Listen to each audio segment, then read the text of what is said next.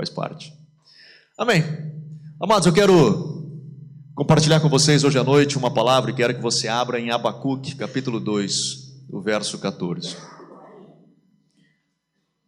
Abacuque, capítulo 2, o verso 14. Para achar Abacuque é mais fácil você pegar do Velho Testamento para trás, e é poucas folhinhas ali que você acha, entendeu? Então você vai lá em Malaquias, que é o último, e dá umas folhadas para trás assim, que você vai achar o tal do Abacuque, que senão, como é um livro que a gente não abre toda hora, vai demorar uns 40 minutos até o pessoal achar, não é?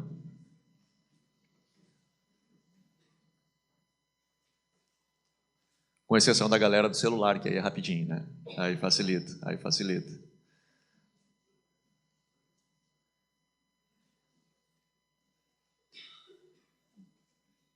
Abacuque, capítulo 2, o verso 14. Pois a terra se encherá do conhecimento da glória do Senhor, como as águas cobrem o mar. Me permita ler de novo. Pois a terra se encherá do conhecimento da glória do Senhor, como as águas cobrem o mar. Amém. Pai, eu te peço a tua bênção sobre a tua palavra. Abençoa, Senhor, a tua palavra. Ministra-nos, Senhor, através da tua palavra. Te convido, Espírito Santo, a ser o nosso mestre, a ser o nosso ajudador, o nosso ensinador. E que venhamos aprender de ti nessa noite.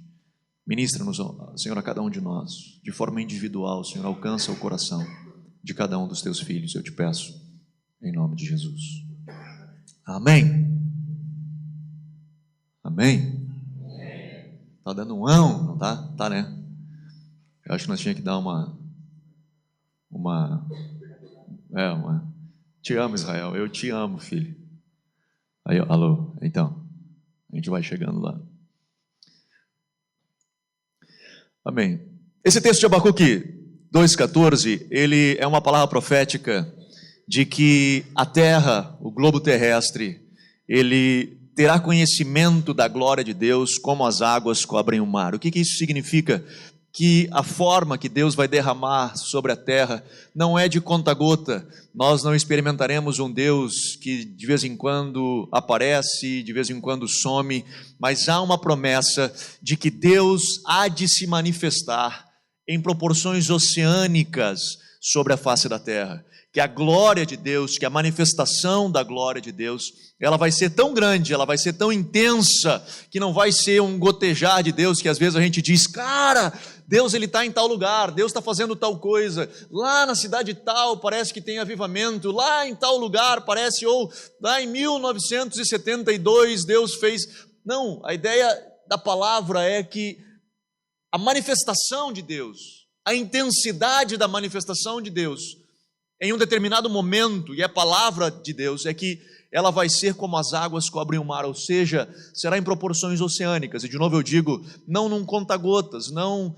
cara, aquele culto foi bênção, e aí passa mais uns 3 anos para a gente dizer, puxa, aquele culto foi bênção, e passa mais, 10 anos, a gente dizer, não, cara, a ideia de Deus é que nós venhamos a ter uma experiência com Ele, e essa experiência ser uma experiência intensa, será algo forte, será algo de fato de mergulhar em Deus. E ele diz o seguinte, que o conhecimento da glória de Deus será como as águas cobrem o mar. O que é a glória de Deus? Nós falamos da presença de Deus. A glória de Deus é a presença de Deus manifesta.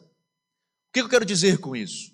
A palavra do Senhor diz assim, que se estiverem 2 ou 3 reunidos em nosso meio, Deus vai estar. Ou em nome de Deus, né? Deus vai estar em nosso meio. Aonde 2 ou 3 estiverem reunidos em nome do Senhor, Ele vai estar em nosso meio. Bom, nós estamos aqui bem mais de 2 ou 3, e reunidos em nome do Senhor, o que significa que Ele está aqui. Então a presença de Deus, Ele está aqui. Uma coisa é a presença de Deus estar aqui, a outra coisa é a presença de Deus se manifestar aqui. É nós vermos a presença de Deus manifesta aqui, aonde não há dúvidas e todos dizem, cara, Deus estava naquele culto. Porque nós vemos a manifestação da presença de Deus naquele ambiente. O que é isso? É a glória de Deus sendo manifesta. É a presença de Deus manifesta em um determinado lugar. Difere apenas da presença de Deus. Deus está aqui, ótimo. Mas quando nós vemos Ele agir, quando nós vemos a presença de Deus se manifestar, quando nós começamos a ver pessoas serem tocadas por Deus, quando nós começamos a ver pessoas tocarem a Deus e vermos as consequências desse toque de Deus nas suas vidas. É quando nós começamos a ver pessoas serem libertas, serem curadas, serem restauradas. É quando nós ansiamos de ver um toque especial de Deus e Deus vem e se manifesta. Eu costumo dizer de que a fé cristã, ela difere de muitas outras religiões por N aspectos, mas um deles é que a fé cristã, ela é uma fé que se relaciona com um Deus sobrenatural. Portanto, ela não é uma fé cerebral. Ela não é uma fé onde eu me relaciono com Deus apenas através de uma razão, onde eu sei que Ele existe, eu acredito na existência de Deus, e por acreditar na existência de Deus, então eu sigo a sua palavra. A fé cristã, ela transcende isso. Eu poderia chamar isso de uma boa filosofia de vida. Eu poderia chamar isso de um bom caminhar dentro de formas corretas e de boa conduta, de bons costumes. A fé cristã, ela transcende isso. A fé cristã, ela se relaciona com um Deus sobrenatural. A fé cristã, ela, na sua premissa, ela se relaciona com a glória de Deus, com a presença de um Deus que se manifesta. Afinal, nós estamos aqui hoje, e hoje podemos dizer que somos cristãos porque nós tivemos uma experiência sobrenatural. Não foi uma experiência cerebral, não foi uma experiência com uma filosofia, foi uma experiência sobrenatural que Jesus chama de nascer de novo. E aí Nicodemos diz, cara, isso como é que pode? Eu preciso voltar para o ventre da minha mãe para nascer de novo, porque ele estava tentando entender racionalmente, ele estava tentando compreender a sua fé na sua razão, era um relacionamento cerebral dele com Jesus, e Jesus dá um exemplo que tira a sua estrutura cerebral e faz com que ele entenda de forma espiritual. Para você se poder herdar o reino dos céus, você precisa nascer da água e do Espírito. É uma experiência espiritual, é uma experiência com Deus e só com Ele. Portanto, se você nasceu de novo, a sua fé já é uma fé sobrenatural, é uma fé que teve uma experiência sobrenatural. Por isso que a concepção do sobrenatural na fé cristã, ele precisa ser tangível, palpável e precisa ser mais comum do que nós imaginamos. Se nós falamos de que somos cristãos, nós precisamos crer em um Deus que se manifesta. Se nós falamos, eu sou cristão, bom, esse Deus, ele precisa se manifestar. Esse Deus que eu creio, ele precisa tocar pessoas, ele precisa transformar pessoas, ele precisa curar pessoas. Ele precisa restaurar casamentos, ele precisa libertar viciados, ele precisa tocar pessoas, e não no que ele precisa porque precisa, mas esse Deus se manifesta, e nós vemos ele se manifestar. Por que nós não vemos mais Deus dessa forma? Porque se Deus então deseja se manifestar, e Ele é um Deus que se manifesta, se Deus é esse Deus que move e move sobrenaturalmente, por que nós não vemos então mais desse mover de Deus em vários lugares? Já que há a promessa de Deus que Ele vai manifestar da sua glória como as águas cobrem o mar. Por que nós não vemos então esse Deus de forma intensa e palpável em todos os nossos cultos? Hoje nós saímos a cata e tem os caras que são caçadores de avivamento. Eles saem a cata, onde tem avivamento eles vão. E aí viajam para tudo quanto é lugar, e é muito legal isso, porque nós que somos famintos, é legal de você estar num ambiente onde Deus está movendo e absorver daquele lugar. E nós então lemos muita coisa, tem DVDs sobre transformações de homens que viajam o mundo, filmando lugares onde Deus está transformando e movendo, e nós olhamos aquilo e ficamos impressionados com aquilo que Deus faz em vários lugares, e eu pergunto, por que Ele só faz lá e por que não faz aqui? Se Deus está movendo assim em todos os lugares, por que Ele não move aqui? E aí a gente vai dizer, mas aqui é difícil, porque aqui o mundo espiritual é mais pesado. Irmão, deixa eu te explicar um negócio. Deus, Ele é Deus em todo lugar, amém? O diabo é diabo em todo lugar. Ele é diabo aqui, é diabo na África, é diabo nos Estados Unidos, ele é diabo é diabo. Pode trocar de nome, pode trocar de fantasia, pode trocar do que for, mas diabo é diabo. A única coisa que é diferente, por exemplo, de nós daqui e na África, a única coisa que não é a mesma de nós e alguns países da África que hoje têm experimentado a manifestação da presença de Deus, aonde o Senhor tem entrado em determinados ambientes e a nuvem de glória tem sido visível a olhos nus das pessoas. A única coisa que é diferente deles para nós é a igreja. Deus deles é o mesmo que nós, o diabo que ataca eles é o mesmo diabo que ataca a gente. A única coisa que é diferente deles para a gente é a gente. E eu fico perguntando, o que nós precisamos fazer para ter esse Deus que move dessa forma? O que nós precisamos fazer para ter um Deus que se manifesta com a sua glória? Afinal, é desejo dele de manifestar da sua presença, é desejo dele de se demonstrar à humanidade. O que difere de nós, ou o que nós precisamos fazer para ter esse Deus? Abra sua Bíblia comigo no livro de Coríntios.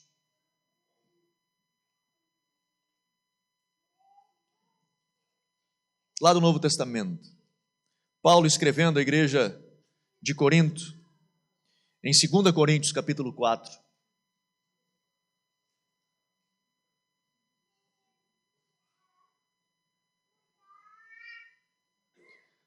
Segunda Coríntios capítulo 4,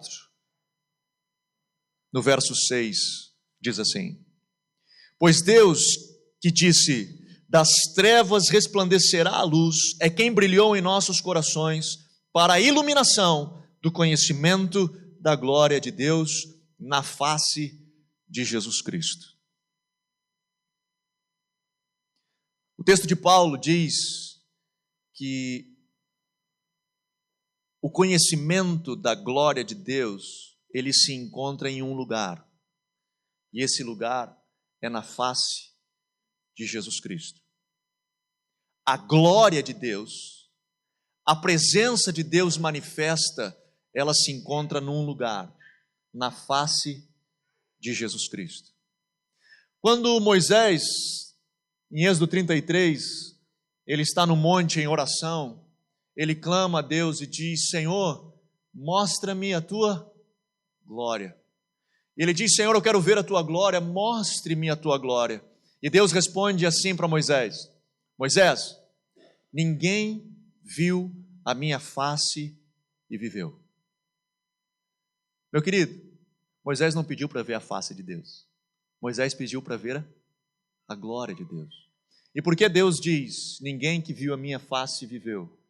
Porque a glória está na face de Deus. Sabe por que eu acho que nós, brasileiros, nós não experimentamos esse manifestar da glória de Deus? Sabe a minha opinião, o que eu acho de o porquê de nós não vermos essa presença manifesta de Deus nos nossos cultos, nas nossas reuniões, e de nós vermos algumas pessoas um dia são curadas, outras são libertas, e é legal de vermos isso, mas de nós não vermos isso de uma forma mais intensa, de novo, não de um conta-gotas, mas de proporções oceânicas, como diz Abacuque.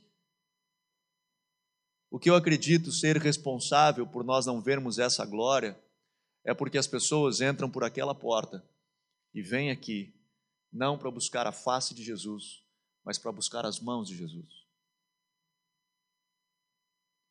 Elas entram por aquela porta atrás daquilo que Deus pode fazer para elas, aquilo que Deus pode acrescentar nas suas vidas, aquilo que Deus pode resolver dos seus problemas, aquilo que Deus pode arrumar na sua casa, aquilo que Deus pode resolver na sua empresa, aquilo que Deus pode fazer no seu casamento, aquilo que Deus tem condições de resolver através dos seus filhos ou nos seus filhos, aquilo que Deus pode fazer por você. As pessoas entram por aquela porta atrás das mãos de Jesus.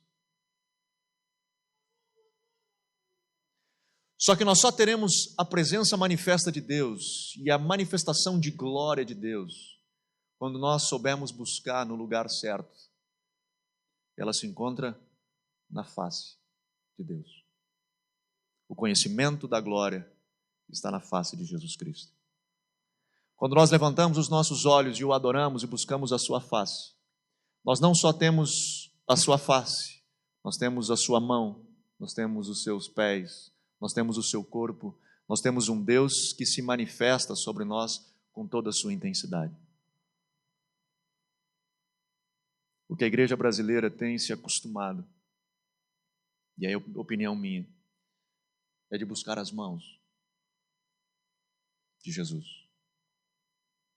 Nós fomos evangelizados aqui no país através de uma cultura de barganha. Quando o Brasil foi descoberto, e com todo respeito, as religiões ou denominações ou o que seja, mas a base, a matriz religiosa era duas: era católico-romana ou africana. Quando o Brasil foi colonizado, é uma de estrutura já de raiz brasileira.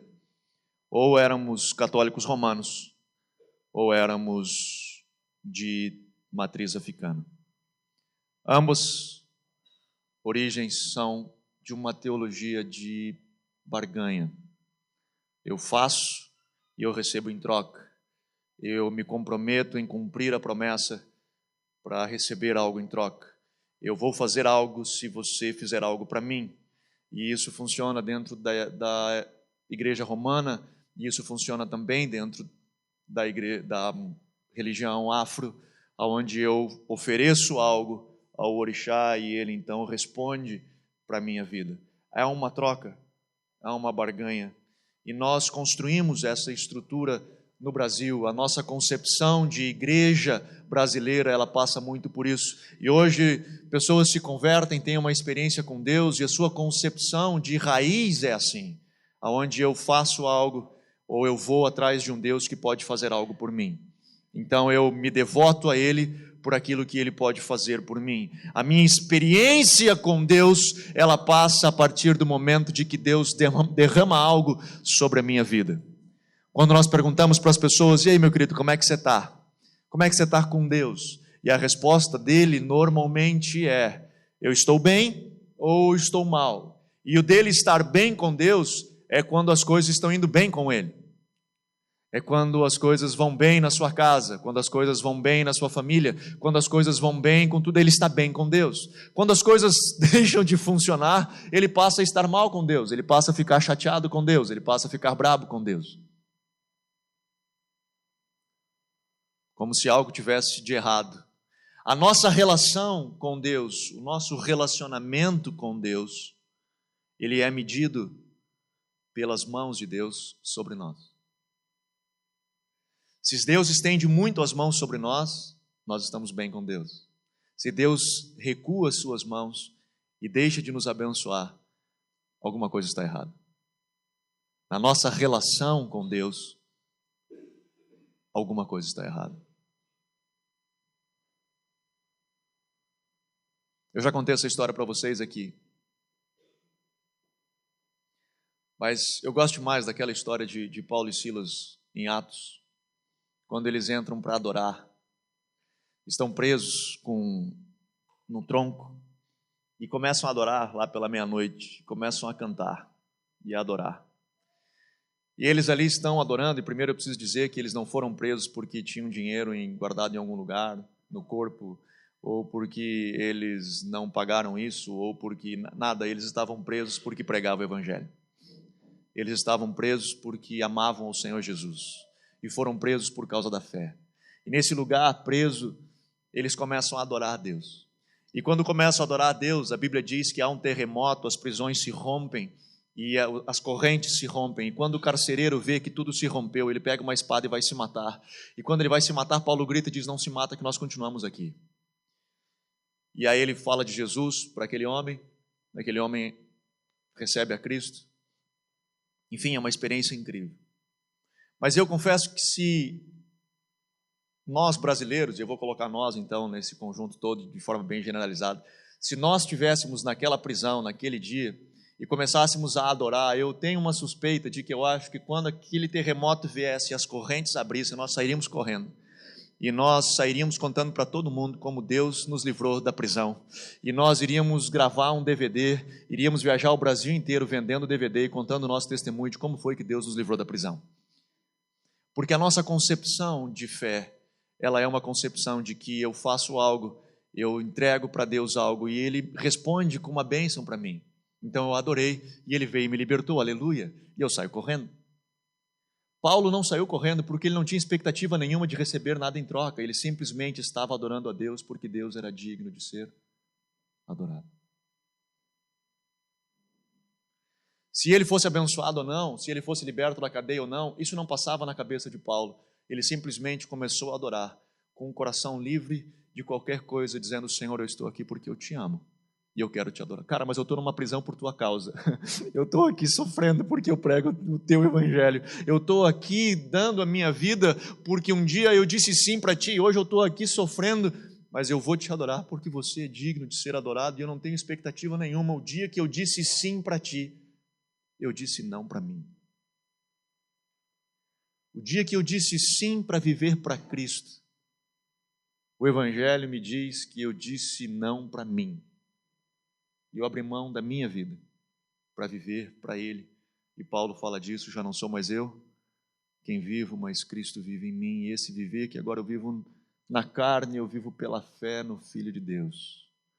Jesus disse: aquele que achar a sua vida, perdê-la-á, e aquele que perder a sua vida, então, achá-la-á. Quando nós, igreja brasileira, começarmos a entender essa concepção de Senhor, eu estou aqui porque eu te amo. Quando nós entrarmos por aquela porta e de uma forma em unidade, em uníssono, adorarmos a Ele, dissermos: Senhor, eu estou aqui cheio de pepino, cheio de problemas, cheio de dificuldade, cheio de coisa para resolver, mas eu não quero nada, eu estou aqui porque eu te amo. Eu estou aqui porque o meu coração se derrama diante de Ti, porque Tu és digno, Tu és poderoso, Tu és tremendo, e eu Te adoro. E amanhã eu tenho conta para pagar, e eu não tenho dinheiro, e amanhã eu tenho um bocado de coisa para ir, eu não sei. Cara, eu não sei o que vai ser, mas eu estou aqui porque eu Te amo. E se Deus não fizer nada, e se Deus não mover nada, e se Deus não agir com nada, ainda assim Ele continua sendo Deus, e ainda assim Ele continua sendo digno de ser adorado, e ainda assim Ele continua sendo digno da minha devoção e da minha entrega total a Ele. Abra sua Bíblia comigo no Salmo 27, eu gosto demais desse salmo.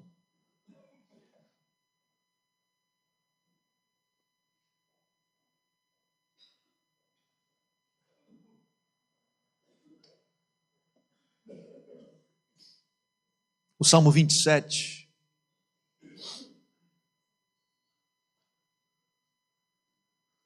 o verso 4 diz assim, é uma canção, acho que é o Asaf que fez essa canção. Ele diz: uma coisa pedi ao Senhor e a buscarei, que eu possa morar na casa do Senhor todos os dias da minha vida, para contemplar a formosura do Senhor e aprender no seu templo. Para Davi, a casa de Deus, o templo, era o lugar onde Deus habitava. Na época de Davi, a presença de Deus, ela estava na arca, era no templo, e era ali que ele queria estar. Ele diz: Senhor, uma coisa eu peço, e eu vou buscar, que eu possa morar na tua presença, que eu possa morar na tua casa, que eu possa estar ali e aprender aos teus pés, que eu consiga ter a experiência de te experimentar na tua presença. E ele segue no verso 8, e ele diz: quando disseste, buscai o meu rosto, o meu coração te disse, o teu rosto, Senhor, buscarei. Cada um tem o seu herói, eu acho, na Bíblia. Eu tenho o meu do velho e tenho o meu do novo, né? Do velho, o meu herói é Davi, e do novo é Paulo. Eu curto esses dois. Claro, tirando Jesus, né? Mas dos caras, assim, eu curto esses dois caras. E Davi, cara, eu amo Davi porque ele era um cara apaixonado. Davi era um cara que amava o Senhor, que buscava a Deus. Davi era um cara que entendia os caminhos dos céus e experimentou coisas que poucos homens experimentaram. Alguns dizem até que Davi era uma exceção, que nele o Espírito de Deus estava com ele. Enfim, é difícil, não sei como dizer isso, mas ele expressa quando peca, ele diz: Senhor, eu só te peço uma coisa, que tu não retires de mim o teu espírito. Pode fazer qualquer coisa, mas eu não quero te perder. Eu não quero estar longe de ti. Eu não quero, para mim isso é pior, se te distanciares de mim, acabou, aí ferrou tudo, aí já era. E Deus, ele chama Davi e ensina Davi, e olha o que Deus diz para Davi: Davi, busca o meu rosto. Ele chama Davi e ensina Davi. Naquela adoração, naquele cara que ficava sentado com a sua harpinha, cuidando de ovelhas e fazendo canções, ali Deus falava com ele, Deus fez um convite a Davi e diz: Davi, presta atenção, busca o meu rosto, não o meu favor, não vitória, não grandeza, busca um negócio, meu rosto. E ele responde: Senhor, quando tu me pediu para buscar o teu rosto eu buscarei. E ele segue, ele diz: não escondas de mim a tua face, e não rejeites ao teu servo com ira, tu és a minha ajuda. Não me deixes, nem me desampares, ó Deus, da minha salvação. Davi aprendeu a buscar a face de Deus. Davi aprendeu o caminho do trono, de buscar a face de Deus. E quando nós buscamos a face de Deus, nós temos o Deus todo, não apenas as suas mãos, não apenas aquilo que Ele pode fazer por nós, mas nós temos o todo. A oração de Abacuque, ele encerra, e talvez eu não estou dizendo que isso vá acontecer conosco, não é isso. Mas Abacuque, ele encerra a oração, e eu amo demais essa oração. Ele diz: ainda que nos currais não haja gado, que a videira não dê do seu fruto, ainda que a figueira não floresça, ainda que não haja mantimento, eu, todavia, me alegrarei no Deus da minha salvação. Como é que é essa oração para nós, queridos? Se a gente fizesse aí um Ctrl+C, Ctrl+V e jogasse esse V para dentro da sua vida, nessa oração. Se você tivesse ali com a sua Bíblia aberta e levantasse os seus olhos aos céus e tivesse que ler essa oração ou fazer essa oração, dizendo: Senhor, ainda que tu enxugues aí a sua mão, encurtes ela e pare de me abençoar, ainda que eu não veja mais a tua mão repousando sobre mim, ainda que eu não veja um sinal da tua graça sobre a minha casa, ainda que eu não veja um movimentar teu, eu, todavia, vou continuar me alegrando no Deus da minha salvação.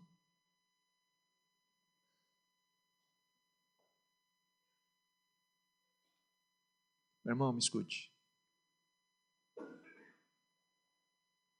Eu não estou dizendo que Deus vai fazer isso, até porque Ele é um bom pai e Ele ama dar presente aos seus filhos. E Ele vai continuar nos abençoando e Ele ama esse negócio. Mas se Deus, me escute, se Deus parasse de nos abençoar, se Deus fechasse os céus e não derramasse nunca mais nada sobre as nossas vidas, ainda assim, aquilo que um dia nós ganhamos, que é a salvação, que é a vida eterna, só isso já seria suficiente para nós nos devotarmos o resto das nossas vidas em fidelidade àquele que é digno de receber a nossa devoção.